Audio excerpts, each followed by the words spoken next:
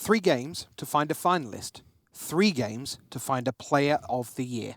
Let's do this.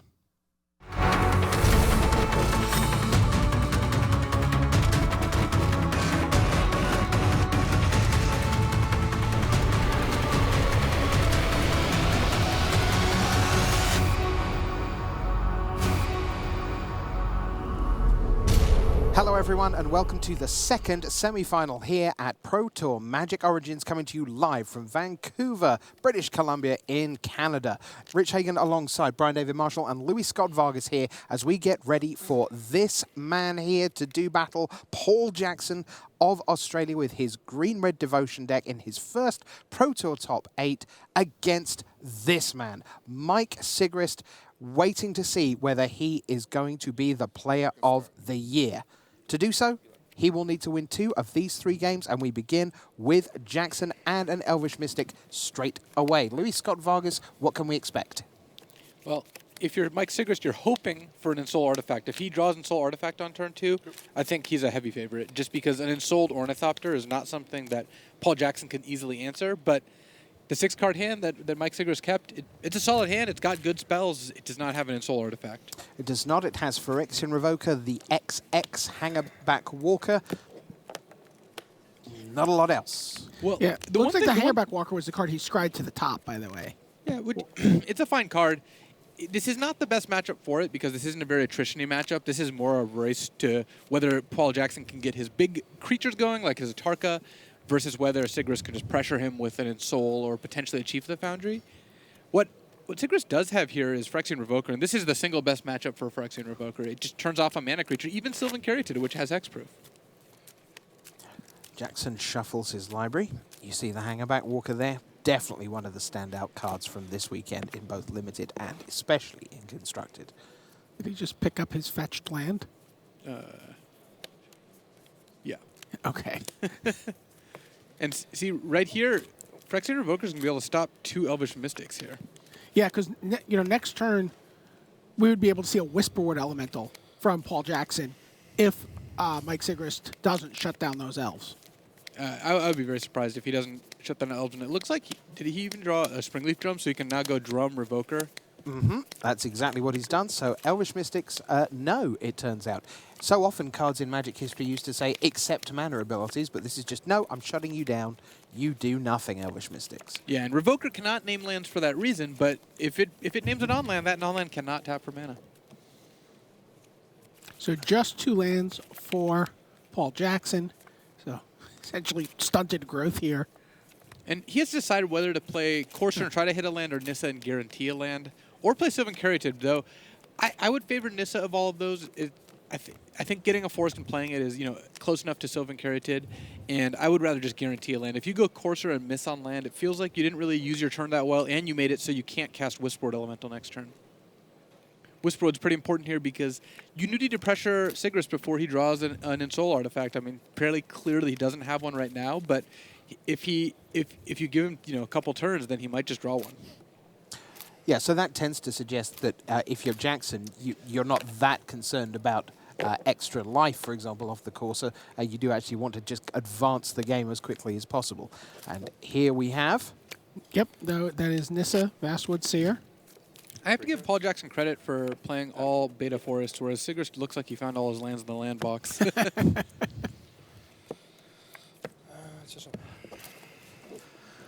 there goes the Nissa. Finds his 3rd land.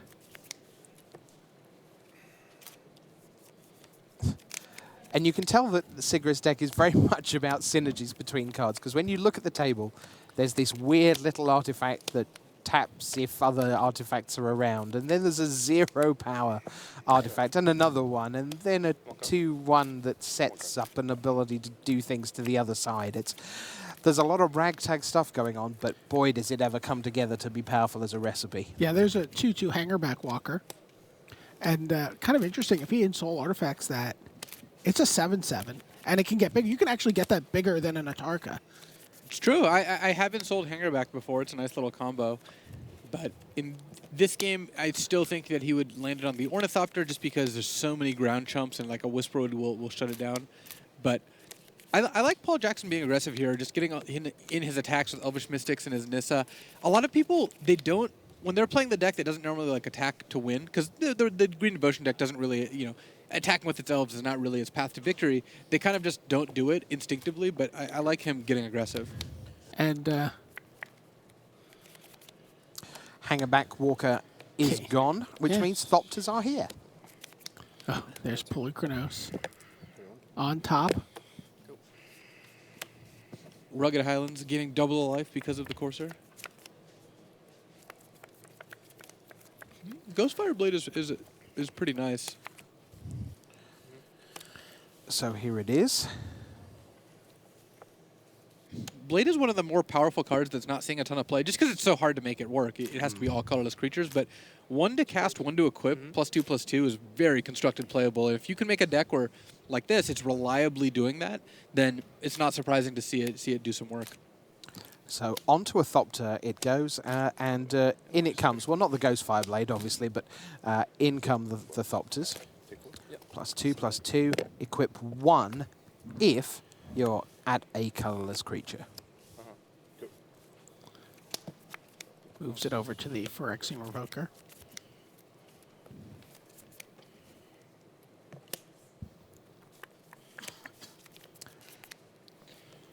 And it's funny that attacking did let Sigrist convert his Hangerback Walker into 2 flyers, but had Paul Jackson waited, I think he was fearing Hangerback Walker getting activated a few times and then getting Shrapnel Blasted away and making 4 or 5 flyers. So that is a bit of a hedge. Or even collateral damaged in Sigrist's version of the deck, which varies slightly from the team build. Yeah, he played collateral damage because it's great in the mirror. No, that's all the thing. You whenever you make a deck change that's good in the mirror, people look at you suspiciously. Collateral damage is not that, by the way.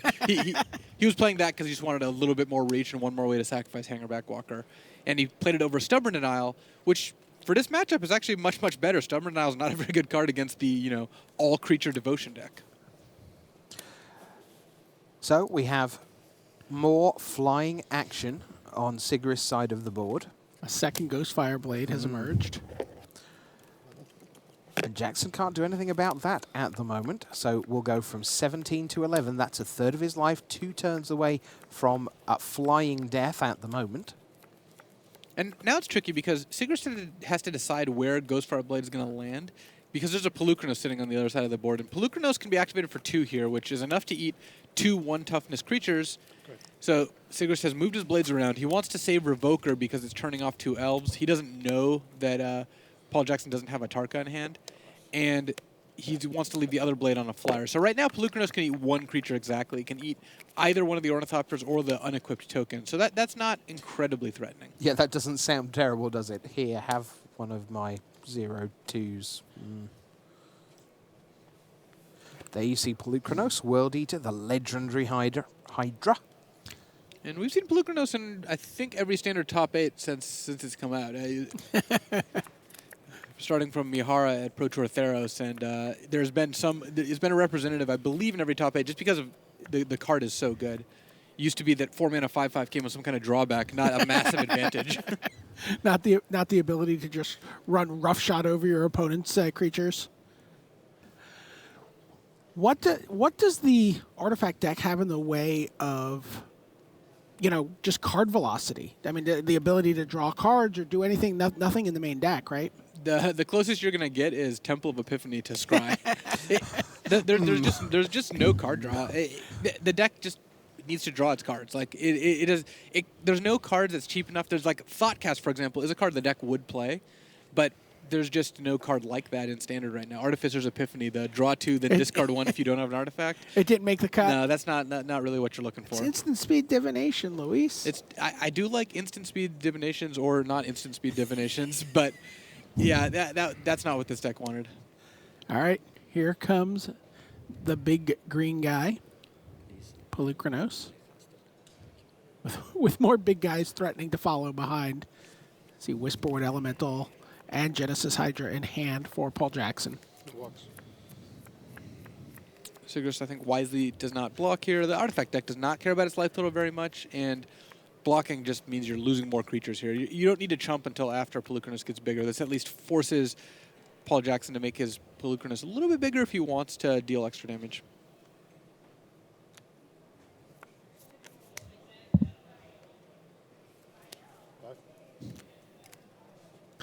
Yep. So yeah, it looks like we're just playing a Whisperwood here. Sure. Go. Try.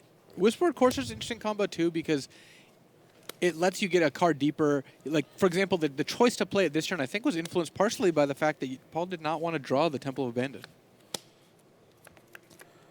Little did he know.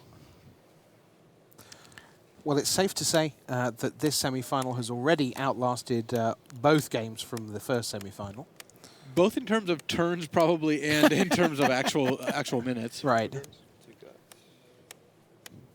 So nothing in one card in hand. We haven't seen what it is yet for Mike Sigrist. And then Sigrist is in kind of a funny position where if he drew a land, which I think he drew an island, but I couldn't quite see, he has exactly enough to activate Foundry the Consoles, the land that you can pay 5 and tap and sack it. Oh, he drew an ENSOUL artifact. That's even better. That's better than the land. And I was going to say he'd have to decide whether he wanted to move his blade or use Foundry, but if he drew ENSOUL, then it's pretty hard to resist slamming it on a flyer. The question is, which flyer do you put it on? And that's what Sigrist is pondering right now as he looks at the board. He knows he has power to deploy. Where will it go? 1, 2, ENSOUL.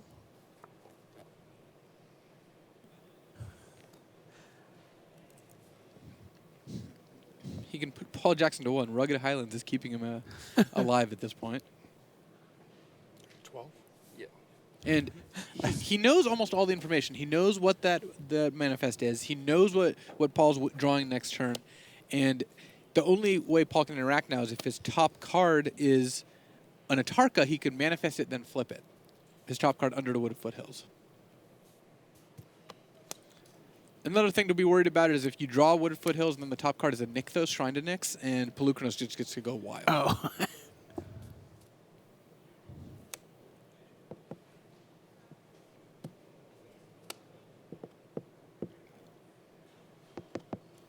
Could put it on his Darksteel Citadel, right? He could, but it has to be on a flyer. Yeah.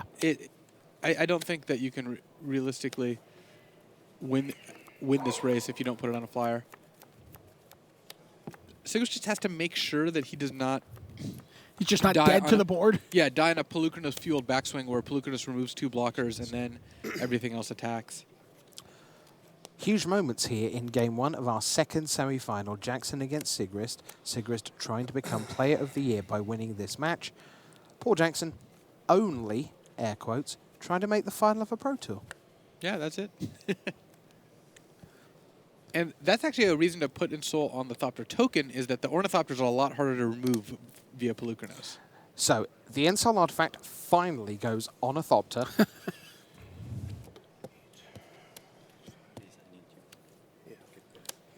So it looks like Sigrist is going to go for the extra damage off Ghostfire Blade here. So gets in for 1, 9 3, here. 5, No, 10. 10. Yep. So now even Courser is not going to be able to get Paul Jackson out of range of like even a Shrapnel Blast. And now I expect to see the Blade move back. I like it on a Revoker here, but you could put it on Ornithopter also. Either way, you're kind of locked into chump blocking here, but putting it on a 1 toughness creature is nice.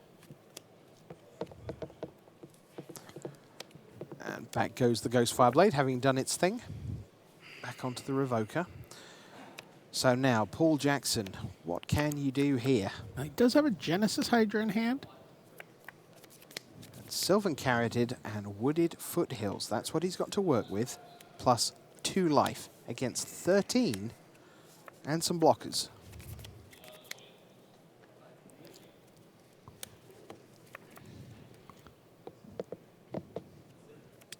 So Paul Jackson right now has 6 mana available, 7 if he plays Wooded Foothills. So Genesis Hydra for 5 doesn't really get you out of it. Yeah.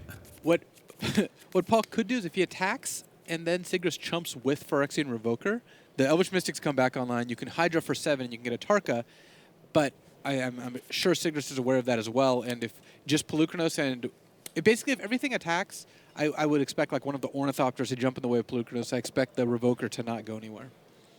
Yeah, the most valuable player in this game has definitely been that Revoker, shutting down those 2 elves and really putting Paul Jackson 2 turns behind on his game plan. Yeah, it was huge. It was a turn 2 play for Sigrist that didn't really do anything else, and that was it. Wow. There you go. Mike Sigrist had a hand that did not look like it was going to be able to do very much, but he found a way through here to take game 1. Well, it was noticeable that at the start of that game, when Luis said there's no ENSOUL artifact, well, later in the game, there was ENSOUL artifact, and that's what did it. So that's game 1 here in our second semi-final, and we will be back in just a couple of moments. Friday Night Magic has expanded to include all formats. Be ready for Standard, Commander, Legacy, or even Conspiracy drafts. Check out your local store for details and share your FNM stories by using the hashtag MTGFNM. Visit magic.wizards.com/FNM for more information. The battle for Zendikar is coming to PAX Prime, and the Eldrazi are taking over. Join us for a special 1-hour Battle for Zendikar preview show hosted by Ashley Birch and featuring the Wizards of the Coast R&D team as they pull back the curtain on Magic's most exciting fall release ever. And as you can see, the players are shuffling up for game number 2, working their way through their sideboard options. They have 15 cards apiece to change the destiny of this match, which is currently led by 1-0 by Mike Sigrist. So Paul Jackson of Australia needs to get this next game. Let's see how much his sideboard might help him out. There you see it on the screen. You've got 2 Ugin the Spirit Dragon, a couple of ginormous Arbor Colossus' Eye, a couple of equally gigantic, well actually not equally, even slightly more gigantic Guy's Revenges, 3 Mistcutter Hydra, which, well, you know, they could be very small or just utterly ridiculously enormous. Nylea's Disciple, 3 of those. Those are 3 3s, and they stay that way. And finally, Seismic Rupture deals 2 damage to each creature without flying.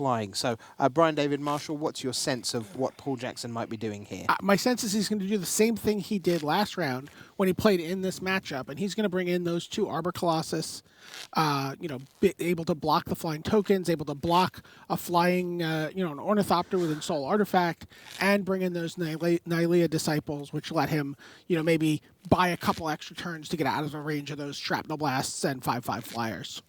This is a sideboard that Mike Sigrist likes to see. There are no Unravel the Aethers or Reclamation Sages in it. Those are the 2 biggest cards in the matchup, and some amount of Devotion decks do play those. In this case, there's no way for Paul to stop an early Ornithopter with ENSOUL artifact. A turn 2 Ornithopter attacking with ENSOUL is very difficult to defeat. A turn 3 Arbor Colossus is one of the ways, so those definitely are good. And Nylea's Disciple does lock up a game so you don't get burned out. But yeah, this is got a lot of cards in it that don't do anything. I'm curious, before we move across, Luis, just to ask you about the makeup of the sideboard, in the sense that you don't often see sideboards that are so packed with giant creatures. Sideboards are often characterized by very, very cheap cards, and most of the time those cards are spells. Expensive creatures, relatively rare in sideboards, and we're just chock full of them here. Well, Paul does have 3 one-drop creatures in his sideboard here. He's got the 3 Mistcutter Hydras. Yeah, that's right. Part of it is that the Devotion deck is just so efficient at making mana that it just wants to sideboard cards in that make use of that. And the only cards you can see that don't cost tons of mana are Seismic Rupture against like the Goblin/aggressive decks, and Nylea's Disciple, which still at 4 mana is not a cheap card. All right, let's go across to the other side of the table from Paul Jackson. That's Mike Sigrist in the happy position of being 1-0 up. 3 Disdainful Stroke, negate, that's your counterspell package. Then you've got 4 damage from Rending Volley, all of the roasts. Seismic Rupture is also in his sideboard, and 3 of the Thopter Spy Network, which has been a fantastically interesting card as Magic Origins gets underway here in week 3 of the new standard season. So what's going on here, Luis? Disdainful Stroke and Roast are both just A+ in the matchup. That's why there's so many of them. And I expect Sigrist to put in those 7 cards exactly. It's just not the kind of matchup that you want Thopter Spy Network for, even though that is a pretty sweet card. This is not a grindy matchup. That's what those are for. So, and it's a pretty clean swap because you get to cut Stubborn Denials, which are a fantastic card, but not against the deck that's like 56 creatures. Disdainful Stroke, clearly they don't care how big it is once it reaches converter mana cost 4 or greater. Are there scenarios where you have your roast out of the sideboard and it just isn't big enough to get the job done?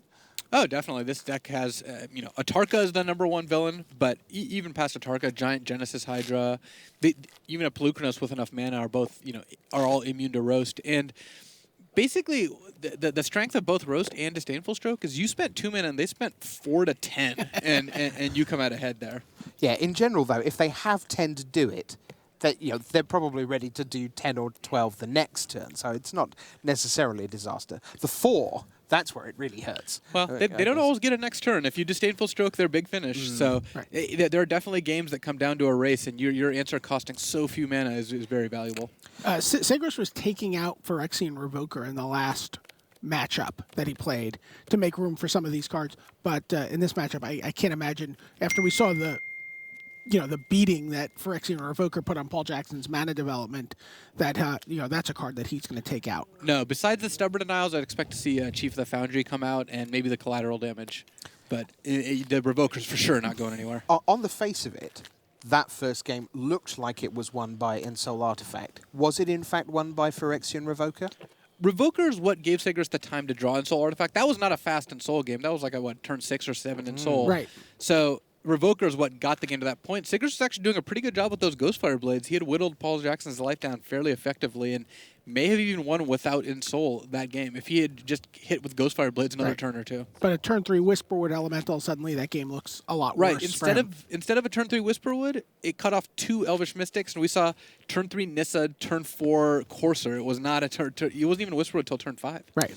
You say Thopter Spy Network not here. That is a card that has seen play in the first couple of weeks of Standard in dedicated control decks. Obviously ties in with Hangerback Walkers and so on. But we haven't seen a lot of success for control at this PT. What is your sense of where control might be going forward in Standard? Control tends to get better, like we were discussing earlier, once you know the metagame a little bit better. And I could definitely see control make a resurgence after this Pro Tour. But yeah, the red deck cares a lot less about what it's playing against than control does. All right, so the players are ready. Let's get down to the floor and let's get you into game number 2. It will either be Paul Jackson forcing a game 3 or it will be Mike Sigrist advancing to the final and being your player of the year for this Pro Tour season. So here we go. Jackson away with Wooded Foothills, takes the point of pain. He's not against red aggro, so it's not super critical, that first point there, as we gear up for game number 2. There you see him down to 19. And Elvish Mystic comes out, which didn't do a lot last game because of Phyrexian Revoker. You see Sigrist's hand. He's got Ghostfire Blade and he's got double ENSOUL Artifact, plus a Phyrexian Revoker. What he was really hoping to draw was Ornithopter on turn 1. But I'm basically pushing anything, almost anything that's not Ornithopter here. yeah, you would keep a Revoker, I'm sure. And Disdainful Stroke actually is kind of interesting, though. You don't have a ton of mana. Go. So more mana acceleration, as you'd kind of expect coming out of Jackson. But not in the form of land.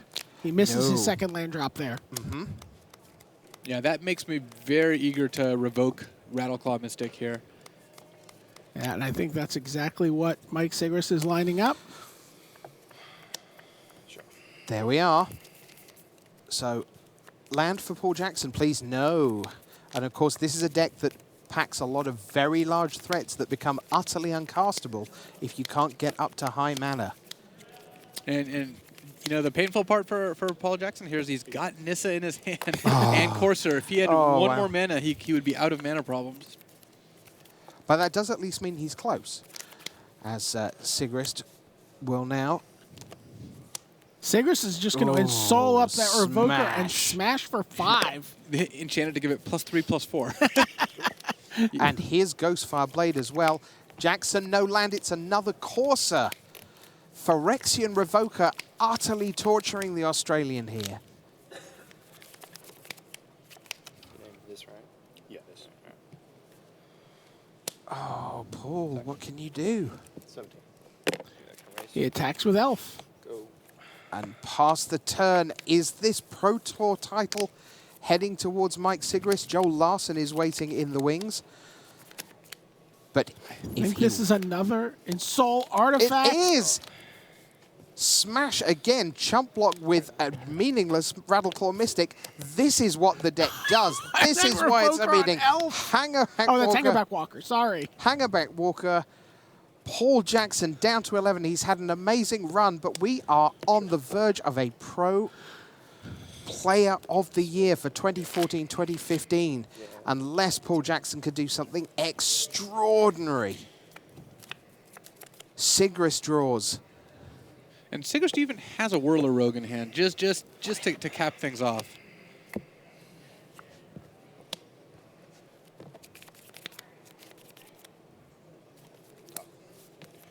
Put it on the top. Here's Whirler Rogue.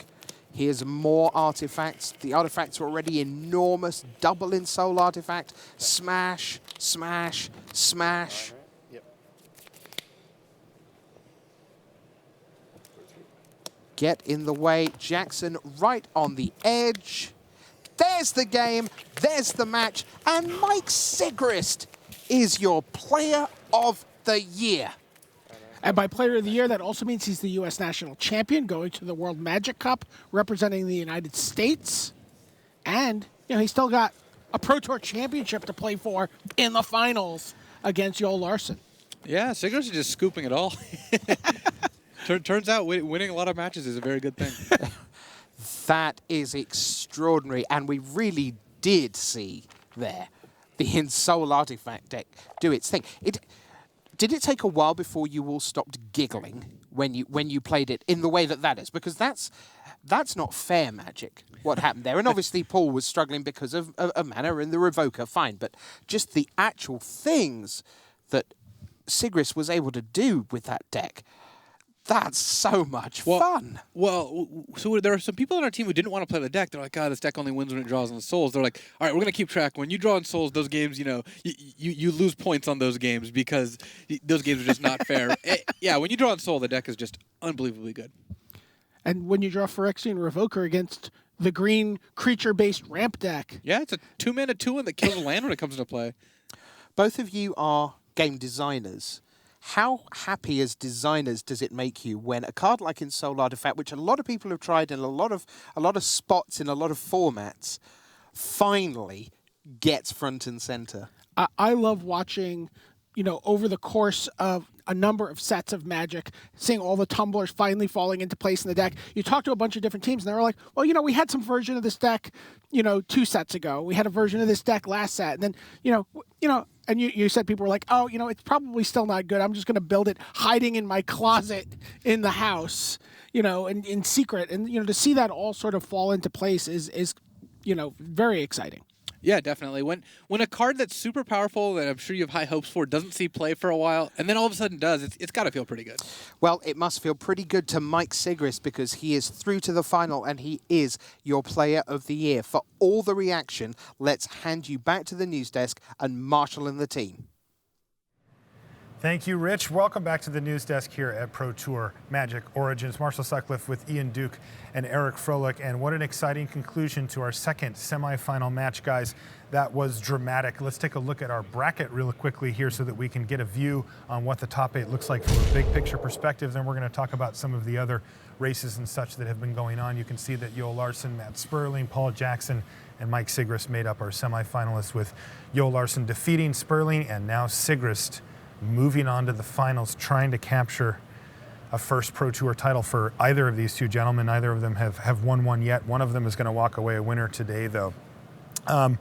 First thing, Ian, reactions, Player of the Year title. We've got Eric sitting right here. A change of hands there as Mike Sigrist pulls into the lead. It was pretty intense down the stretch. Yeah, I mean, it's been just an exciting race all weekend, just ups and downs and players, passing each other back and forth and everything. And it just really came down to the top 8, which is really impressive. Condolences to Eric. I think it was well-deserved either way. Both players had awesome seasons, and it's great to see Mike finish well. Yeah, so Mike, with a strong finish here, has put himself into the finals. Now, what we can do here is we can take a look at the Player of the Year race from a bigger picture perspective. Now, these are meant to be an update. We still have another match to go, and then, of course, we have to hand off all of our data to Scott Larrabee. He's going to punch it into his big spreadsheet and triple check everything before we, make any big announcements as far as exactly who and what have won. But we do have a Player of the Year glance here to take a look. And as we said, we just had a big change in that. We have Mike Sigrist currently on 73 match points, and he is going to be our Player of the Year there. Eric, a fantastic season for you. It had to be bittersweet to watch that last match. I mean, you had a really up and down crazy weekend, and it hasn't stopped for you even here on the news desk. Yeah, it's true. It felt like a lot easier yesterday or 2 days ago when I was 0-3. A lot of people were 7-0, 6-1 who were chasing me. I'd kind of given up on it. I'd come to terms with it. It meant a lot to me. I didn't necessarily know how much it would mean, but I had a great season, and the run was over. I knew I was going to get to be in the booth on Sunday. I was excited for that. I locked up Hall of Fame. I was excited for that. And then once Saturday started happening and I win 7 matches in a row, 8 matches in a row, and start closing the gap, take the lead to the point where it looked like I had it. I've had a lot of disappointing moments in Magic. I had 2 win-and-ins in the last Pro Tour for top 8, and Sigrist had to win the last 2 matches, get the tiebreakers, and then win 2 more matches. And this is probably the most painful thing to ever happen in my Magic career, but he's a great guy. I'm very happy for him. If I had to choose someone else to win it, he would have been very high on my list. And so, well, I'll get it next season. Condolences on the loss, Eric, but I do commend you for handling it so well, a true professional. And as we saw on the list there for the Player of the Year as well, a lot of fantastic names near the top. I mean, some of the best players in the game. Li Shitian was in 3rd place there. He's going to finish in 3rd for Player of the Year. Sam Black, Brad Nelson, Ari Lack, Seth Manfield, Yuya Watanabe. I mean, the list goes on. Some of the best players in the world, as you would expect, near the top of the standings. Next, we've got our Rookie of the Year race, and let's see how that broke down. We actually have had, I call it a race, though, Justin Cohen was off to an early start with it, with his strong finals performance at the Pro Tour, and hasn't really been in range of being caught since then. Ian, you can see, though, that he is, in fact, 7 points clear of his next competitor, or actually his next competitors, Simon Nielsen and Ben Weitz. Yeah, there were a couple moments of doubt coming into the weekend, but it really would have taken a confluence of circumstances for Cohen to lose his lead here. He's put on a fantastic performance this season, top 8 Pro Tour competitor in his rookie year, very impressive, and I think he's got a great career ahead of him. He's one of the Madison guys. I think he tests with Sam Black. They're good friends, so he's got good team assets as well, and I'm expecting great things from him in the future. Yeah, looking down the list, a lot of bright names coming up. Eric, I see Ian Farnung, Eugene Huang. We see him out at the GP circuit a lot. Andrew Brown won a GP earlier this year. A lot of bright stars rising to the top there on the Rookie of the Year race. Yeah, almost everyone on this list is silver, so we're going to get to see more of them next year. Get a chance to try to recapture silver, maybe go for gold, and have some extended Pro Tour careers. Everyone's got to start in year 1, and 9 years from now, maybe they'll be inducted into the Hall of Fame.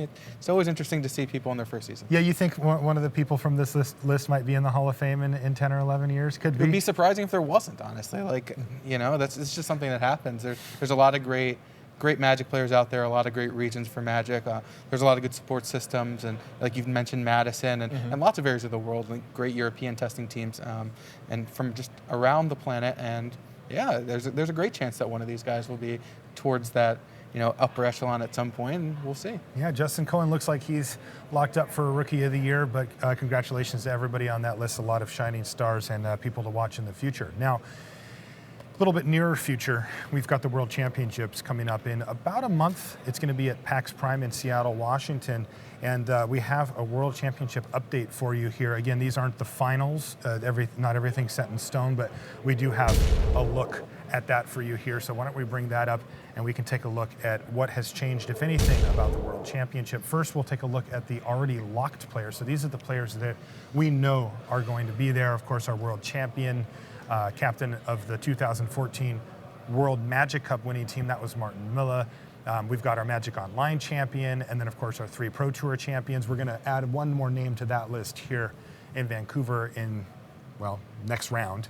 And then we've also got the Grand Prix Player of the Year or points leader, which was a fantastic race for those of you that follow us at the GP circuit. Alexander Hayne edging out Pascal Maynard on the last tournament. Yeah, it was awesome to watch that unfold as players literally raced around the world competing for this. This is a new category we have this year as well. So it was really interesting from my perspective to see how that addition played out. And congratulations to Alex Hayne for taking that title. Okay, I wanted to take a look not at our not yet determined slide, but actually to take a look at our at-large bids and the geo-regions, because this is one that can shake up a little bit depending on what happens here. And I know that a lot of our professional players are going to be keeping a close eye on this graphic as well. So let's take a look at that. And you can see that we've got the geo-region top point slots. Now, again, these will have shifted around by the time the tournament's over, but you can get at least a look of what the landscape looks like here. You see Mike Sigrist over there on the North American side. One thing that can happen here is if he wins his next match of Magic, he actually ends up taking that slot plus the other Pro Tour slot, which would free up an at-large bid. Right. I'm not sure exactly where LARSSON falls on the pro point stage, but I'm fairly sure next on the list, losing out on just a tiebreaker to Jacob Wilson, is Andrew Cuneo. Again, not 100% on that, but as I believe it shakes out. So if Mike Sigrist does win the Pro Tour and takes that slot, I believe it will open up a at-large spot for Andrew Cuneo, who of course has been playing the game for as long as there's been a game. Exactly. And again, so the way it works is if a player takes two of these geo-region slots and or Pro Tour champion slots, that at-large list gets a little bit longer, and that certainly affects a lot of the pro players, like you were saying, Eric. Right, like Antonio and Shahar already have their lock slots from our last slide, and that's why there's more at-large slots than you might expect. Exactly. Looking down at the Europe region, too, we see Strosky, Antonio, and Shahar. We already mentioned Antonio. He is also a PT champion, which has opened that up. And then we're going to keep an eye on what Yoel LARSSON does here as, of course, Shahar is our world champion. That's right. And Shahar is our world champion. So two of those three are already opening up slots in the at-large. So we'll be keeping an eye on that as we wind our way down to the finals. But let's take a look at our finals and start to set the stage here as the players are seated and shuffling already. So we can take a look first, Ian, at Yoel LARSSON from Sweden. Yoel he's a young man. He's 23 years old. This is already his second Pro Tour top 8 and a fantastic start to his career. Yeah, really exciting for him. As I mentioned earlier, this is a player I'm really looking to in each Pro Tour to see what decks he brings and how he ends up doing. Young guy, off to a great start with his career, got a huge career ahead of him. Best of luck to him in the finals. Yeah, now he is going to be playing mono red aggro. This is a deck that was very popular at this tournament. It seems to always be around in some quantity in most high-level Magic tournaments, but here it's been everywhere, and his deck looks pretty similar to the red aggro decks that we've seen throughout the field. Yeah, and for those of you who may be just turning in or aren't up to speed on why red aggro is so popular this weekend, it picked up 2 brand new cards from Magic Origins, Abbot of Carol Keep and Exquisite Firecraft, both of these powerful additions to the red deck that give it some more what we call reach in the late game. Beyond that, the list is fairly standard. You'll see a lot of familiar cards, Monastery Swiftspear and Zergo Bellstriker being some go-to one-drops. He's actually playing 4 copies of Lightning Berserker. We mentioned earlier this dash fire-breathing creature, the buyback fireball we call it sometimes. And then, a robust suite of burn, including, as we mentioned, Exquisite Firecraft, but also Searing Blood is a new card, sorry, not a new card, but a card that has sort of revitalized in this tournament because of how it matches up against a lot of the other decks and the new Planeswalkers. Ends up being very important in the mirror. In this case, Yoel's not going to be facing Searing Bloods on the other side of the table. His opponent is Mike Sigrist, and we just talked about Siggy as he's known. You can take a look at him, Eric. Mike, he's been playing Magic for a really long time, but only after his win at Grand Prix Washington, D.C., last year, he seems to have just never looked back. It was some type of breakout performance or level up for him that has led him to be one of the better players in the world all of a sudden.